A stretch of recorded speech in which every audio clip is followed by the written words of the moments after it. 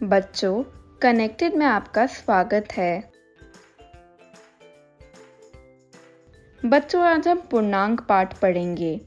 आज के पाठ में हम निम्नलिखित चीजें सीखेंगे। पूर्णांक क्या है, पूर्णांकों का योग, क्रम विनिमय गुण, साहचर्य गुण, योज्य तत्समक, पूर्णांकों का गुणन, शून्य से गुणन, गुणन को आसान बनाना, पाठ के प्रश्न उत्तर।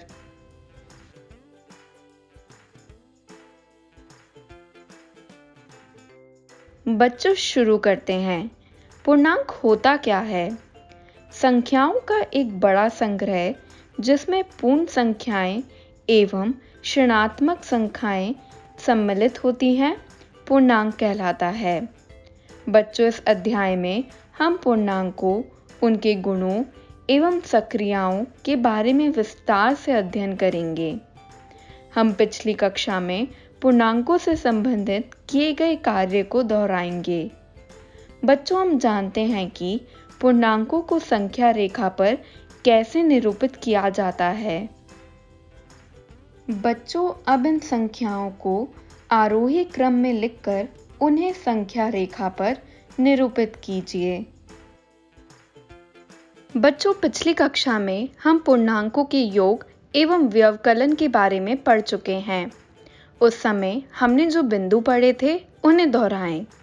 किसी संख्या रेखा पर जब हम एक धनात्मक पूर्णांक को जोड़ते हैं तो दाएं ओर चलते हैं, एक ऋणात्मक पूर्णांक को जोड़ते हैं तो बाईं ओर चलते हैं, एक धनात्मक पूर्णांक को घटाते हैं तो बाईं ओर चलते हैं, एक ऋणात्मक पूर्णांक को घटाते हैं तो दाईं ओर चलते हैं। जब दो ऋणात्मक पूर्णांक को जोड़ते हैं तो एक ऋणात्मक पूर्णांक प्राप्त होता है। जब एक धनात्मक पूर्णांक और ऋणात्मक पूर्णांक को जोड़ा जाता है तो हम उनका अंतर लेते हैं और बड़े पूर्णांक का चिन्ह उस अंतर से पहले रख दिया जाता है। बड़े पूर्णांक का निर्णय दोनों पूर्णांकों के चिन्ह की अवहेलना करते हुए लिया जाता है। जब दो धनात्मक पूर्णांकों को जोड़ा जाता है, हमें एक धनात्मक पूर्णांक प्राप्त होता है। पूर्णांक 8 का योज्य प्रतिलोम -8 है और पूर्णांक -8 का योज्य प्रतिलोम 8 है।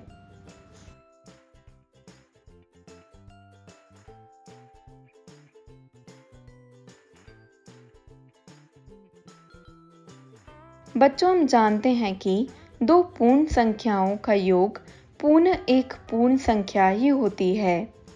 योग के अंतर्गत समृद्ध उदाहरण 17 + 24 41, जो कि पूर्ण एक पूर्ण संख्या है।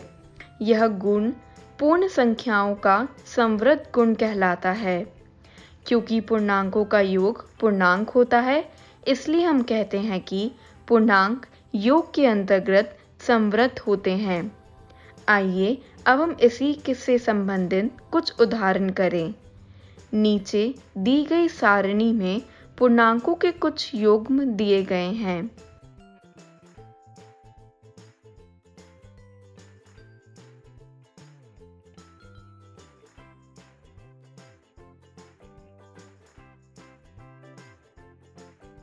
व्यवकलन के अंतर्गत समृद्ध एक पूर्णांक को दूसरे पूर्णांक में से घटाने पर पूर्णांक ही प्राप्त होता है। अतः पूर्णांक भी पूर्णांक व्यवकलन के अंतर्गत समृद्ध है। व्यापक रूप से यदि a और b दो पूर्णांक है तो a - b भी एक पूर्णांक होता है।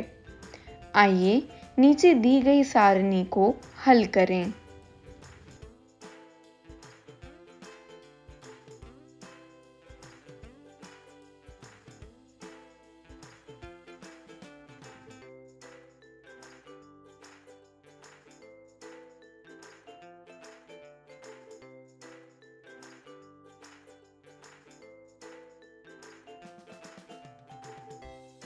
क्रम विनिमय गुण दो पूर्ण संख्याओं को किसी भी क्रम में जोड़ा जा सकता है। एक दूसरे शब्दों में पूर्ण संख्याओं के लिए योग क्रम विनिमय होता है। जैसे कि 3 + 5 बराबर है 5 + 3 जो कि बराबर है 8 के। इसी क्रम को पूर्णांकों के लिए भी कहा जा सकता है, जैसे कि 5 + -6 बराबर होता है -1 के और -6 + 5 भी बराबर होता है -1 के। व्यापक रूप से किन्हीं दो पूर्णांकों a और b के लिए हम कह सकते हैं कि a + b = b + a। बच्चों, अब आप समझ गए होंगे कि पूर्णांकों का क्रम बदल देने से उनका योग नहीं बदलता। दूसरी ओर देखा जाए तो बच्चों, व्यवकलन पूर्णांकों के लिए क्रम विनिमय नहीं होता, जैसे कि 5 - -3 बराबर हुआ 5 + 3 जो कि बराबर हुआ 8 के, एवं -3 - 5 जो कि बराबर हुआ -3 - 5 जो कि बराबर है 8 के।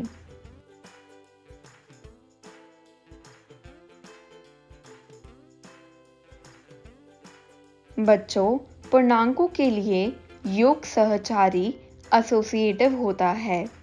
हम कह सकते हैं कि a + ब्रैकेट b + c बराबर है bracket a + b bracket close plus c के। आइए अब हम इसको एक उदाहरण के माध्यम से समझने का प्रयास करेंगे। पूर्णांकों -3, -2 एवं -5 को लीजिए। -5 प्लस ब्रैकेट -3 + -2 और ब्रैकेट -5 + -3 ब्रैकेट क्लोज +-2। प्रथम योग में -3 और -2 को मिलाकर एक समूह बनाया गया है और दूसरे योग में एवं -5 को मिलाकर एक समूह बनाया गया है। इन दोनों ही स्थितियों में हमें -10 प्राप्त होता है।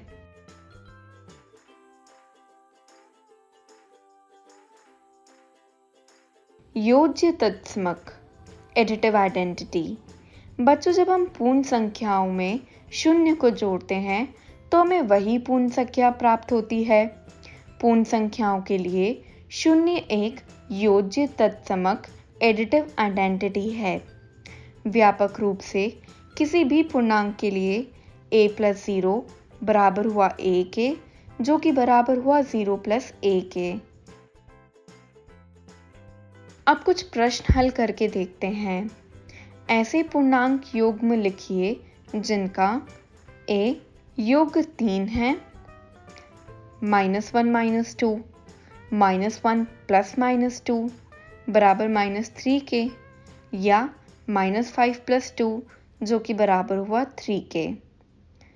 अंतर 2 है, जैसे कि 7 - 9 -7 - -9 जो कि बराबर है 2 के।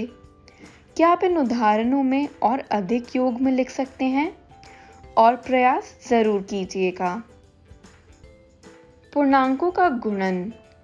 आइए बच्चों, अब हम पूर्णांकों का गुणा करना सीखते हैं।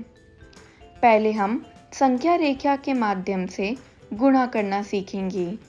बच्चों, हम जानते हैं कि पूर्ण संख्याओं का गुणन बार बार योग होता है, जैसे कि 5 + 5 + 5 बराबर हुआ 3 × 5 जो कि बराबर हुआ 15 के।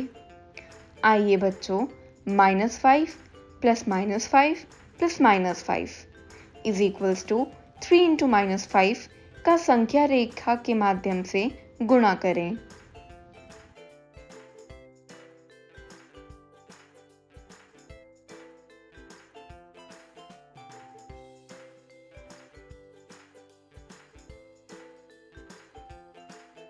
आइए बच्चों, देखें कि संख्या रेखा का उपयोग किए बिना एक धनात्मक एवं एक ऋणात्मक पूर्णांक का गुणनफल कैसे ज्ञात किया जाता है। 3 × -5 का गुणनफल ज्ञात करने के लिए सर्वप्रथम 3 × -5 ज्ञात कीजिए और गुणनफल से पहले ऋण रखिए। आप -15 प्राप्त करते हैं। व्यापक रूप में किन्हीं धनात्मक पूर्णांकों के लिए हम कह सकते हैं कि a × -b बराबर है -a × b जो कि बराबर है माइनस ब्रैकेट a × b के। इसी प्रकार नीचे दिए गए उदाहरणों को हल करने का प्रयास कीजिए।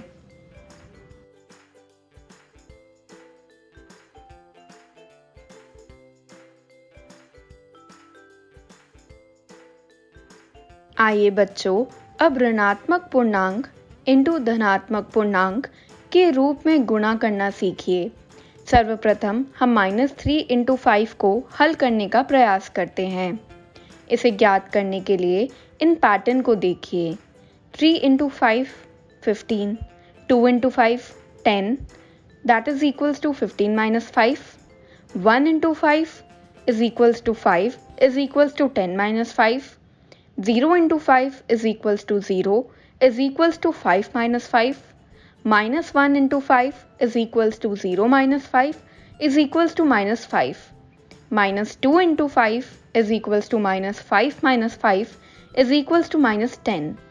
अतः हम पाते हैं कि -3 into 5 is equals to minus 10 minus 5 is equals to minus 15।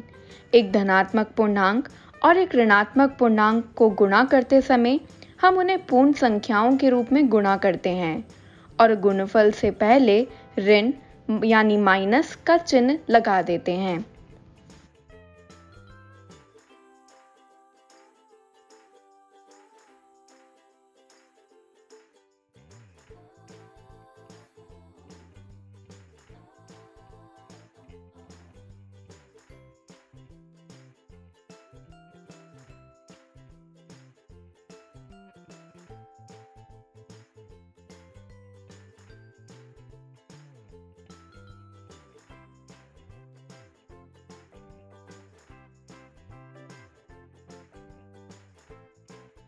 बच्चों, गुणा करने की इस श्रृंखला को आगे बढ़ाते हुए हम देखेंगे कि दो ऋणात्मक पूर्णांकों का गुणनफल एक धनात्मक पूर्णांक होता है।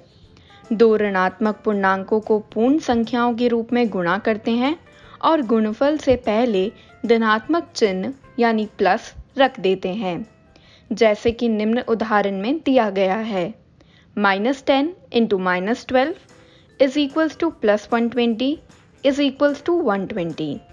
व्यापक रूप से देखने पर किन्हीं दो धनात्मक पूर्णांक a एवं b के लिए -a into -b is equals to a into b।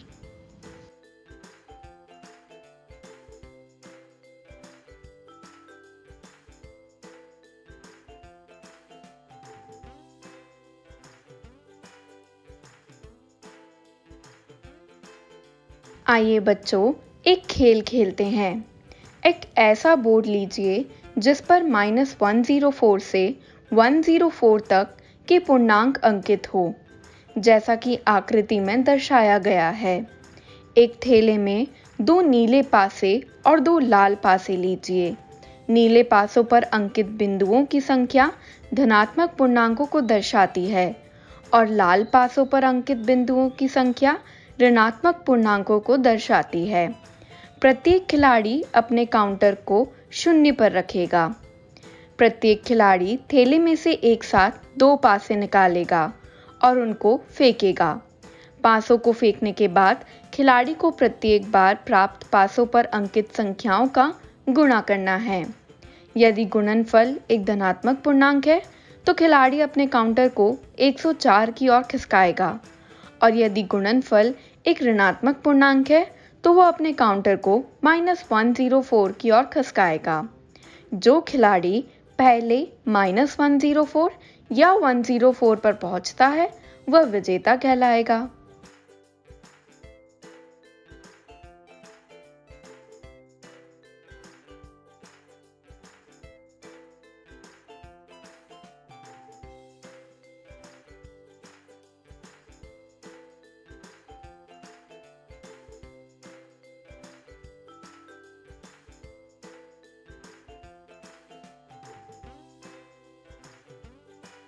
बच्चों, क्या आप जानते हैं कि यूलर सबसे पहले गणितज्ञ थे जिन्होंने अपनी पुस्तक एंकीटन ज़र अलजेब्रा 1770 में ये सिद्ध करने का प्रयास किया कि -1 इंटू -1 1 होता है। दो ऋणात्मक पूर्णांकों का गुणनफल एक धनात्मक पूर्णांक है। -4 इंटू -3 इज इक्वल्स टू 12। 3 ऋणात्मक पूर्णांकों का गुणनफल एक ऋणात्मक पूर्णांक है। -4 इंटू -3 इंटू -2 बराबर है ब्रैकेट -4 इंटू -3 इंटू -2, जो कि बराबर हुआ 12 इंटू -2 के, जो कि बराबर है -24 के। 4 ऋणात्मक पूर्णांकों का गुणनफल एक धनात्मक पूर्णांक है। -4 into -3 into -2 into -1 is equals to bracket -4 into -3 into -2 bracket close into -1, जो कि बराबर हुआ -24 इंटू -1 के, जो कि बराबर है 24 के। हम पाते हैं कि गुणा किए जाने वाले ऋणात्मक पूर्णांकों को संख्या यदि सम है तो गुणनफल धनात्मक है, और यदि गुणा किए जाने वाली ऋणात्मक पूर्णांकों की संख्या विषम है तो गुणनफल एक ऋणात्मक पूर्णांक है।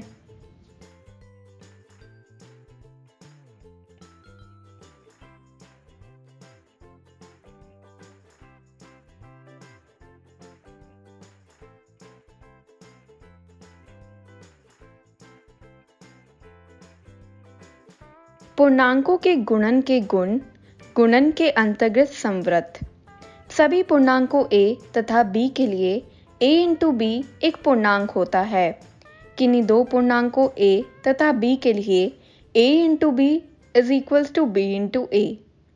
गुणन की क्रम विनिमयता। हम जानते हैं कि पूर्ण संख्याओं के लिए गुणन क्रम विनिमय होता है। पूर्णांकों के लिए गुणन क्रम विनिमय है। -4 into 3 equals to -12। 3 into -4 is equals to -12। व्यापक रूप में किन्हीं दो पूर्णांकों a तथा b के लिए a into b is equals to b into a। शून्य से गुणन। हम जानते हैं कि जब किसी पूर्ण संख्या को शून्य से गुणा किया जाता है तो गुणनफल के रूप में शून्य प्राप्त होता है। ऋणात्मक पूर्णांकों एवं शून्य के निम्नलिखित गुणनफलों को देखिए। -3 into 0 is equals to 0। 0 into -4 is equals to 0। गुणात्मक तत्समक।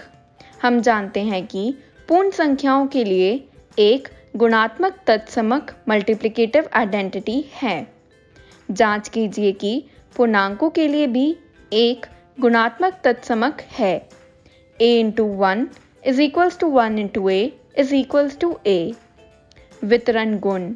व्यापक रूप में किन्हीं तीन पूर्णांकों a, b और c के लिए a bracket b plus c is equals to a into b bracket plus bracket a into c।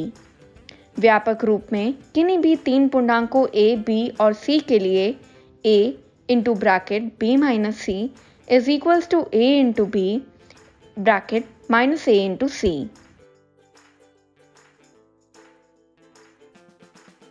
ये प्रश्न देखिए। 15 प्रश्नों वाले एक कक्षा टेस्ट में प्रत्येक सही उत्तर के लिए 4 अंक दिए जाते हैं और प्रत्येक गलत उत्तर के लिए -2 अंक दिए जाते हैं। पहला, गुरप्रीत सभी प्रश्नों को हल करती है, परंतु उसके उत्तरों में से केवल 9 सही हैं। उसने कुल कितने अंक प्राप्त किए हैं? दूसरा, उसके एक मित्र के केवल 5 उत्तर सही हैं। उस मित्र के द्वारा प्राप्त अंक कितने हैं? हल। पहला, एक सही उत्तर के लिए दिए जाने वाले अंक 4, इसलिए 9 सही उत्तरों के लिए दिए गए अंक 4 इंटू 9 36। एक गलत उत्तर के लिए दिए जाने वाले अंक -2, इसलिए 6, जो कि 15 माइनस 9 गलत उत्तरों के लिए दिए जाने वाले अंक -2 इंटू 6 -12। इसलिए गुरप्रीत द्वारा प्राप्त किए गए अंक 36 plus -12 that is equals to 24। दूसरा, एक सही उत्तर के लिए दिए जाने वाले अंक 4। इस प्रकार 5 सही उत्तरों के लिए दिए गए अंक 5 इंटू 4 20। एक गलत उत्तर के लिए दिए जाने वाले अंक -2, अतः 10। 15 माइनस 5 गलत उत्तरों के लिए दिए जाने वाले अंक -2 इंटू 10 -20। इसलिए गुरप्रीत के मित्र द्वारा प्राप्त किए गए अंक 20 - 20 = 0।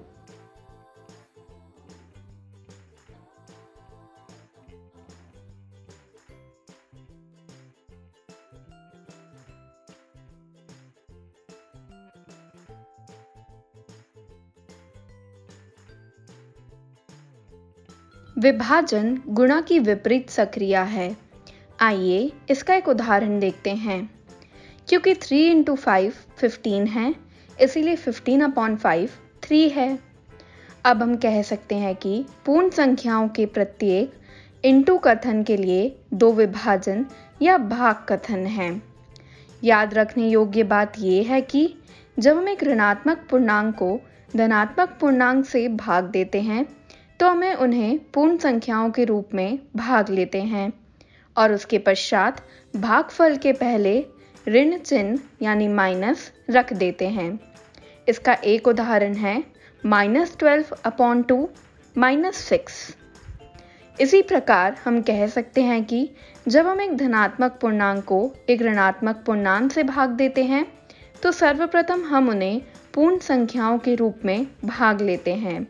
उसके पश्चात भागफल के सामने ऋण चिन्ह यानी माइनस रख देते हैं। 72/-8 = -9।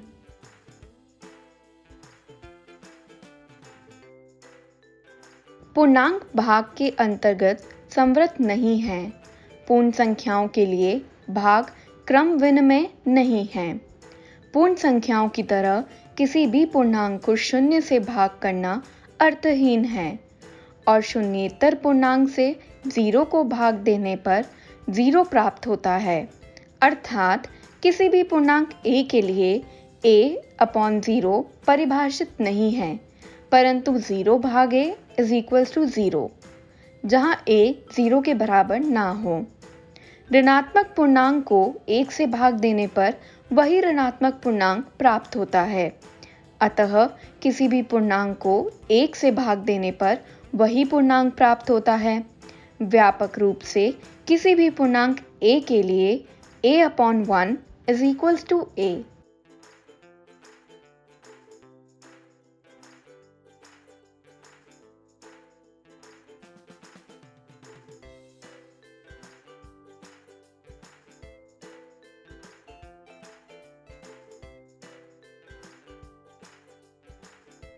बच्चों, इसी के साथ पूर्णांक पाठ समाप्त हुआ। अब हम कुछ प्रश्न हल करेंगे। हल कीजिए। प्रश्न -5 + -6। दूसरा प्रश्न 17 + -24। तीसरा प्रश्न -6 - -12। चौथा प्रश्न 6 - 9। पांचवा प्रश्न -12 + 0।